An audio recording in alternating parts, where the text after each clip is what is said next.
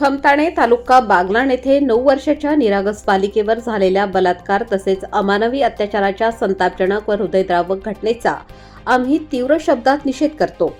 या घटनेमुळे संपूर्ण समाज अस्वस्थ झाला असून आरोपीस तात्काळ कठोर शिक्षा व्हावी तसेच पीडित बालिकेला न्याय मिळावा याबाबत आपण तातडीने आवश्यक कार्यवाही करावी।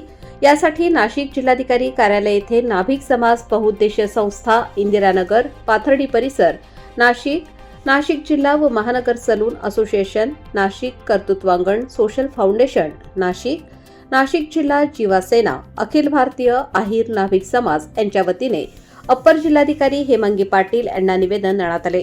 यावेळी समाजातील महिलांनी अप्पर जिल्हाधिकाऱ्यांकडे या संदर्भात नाभिक समाजात असलेल्या असंतोषाची जाणीव करून देत सदर आरोपीला तात्काळ शिक्षा करावी अशी विनंती महिलांतर्फे करण्यात आली।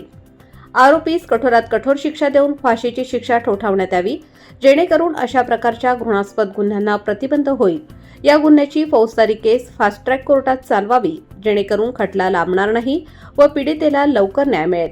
पीडित बालिकेला व तिच्या कुटुंबियांना तात्काळ सरकारी मदत व आर्थिक सहाय्य देण्यात यावे। बालिकेच्या भविष्य निर्वाहासाठी विशेष निधी उपलब्ध करून द्यावा।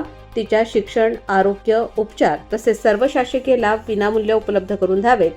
भविष्यात अशा प्रकारच्या घटना रोखण्यासाठी समाजात जागरूकता कार्यक्रम, महिला बाल सुरक्षा पथके तसेच कठोर कायदेशीर पावले उचलावीत। लोकमान्य न्यूजसाठी संचालक लक्ष्मीकांत शिंदे, नाशिक।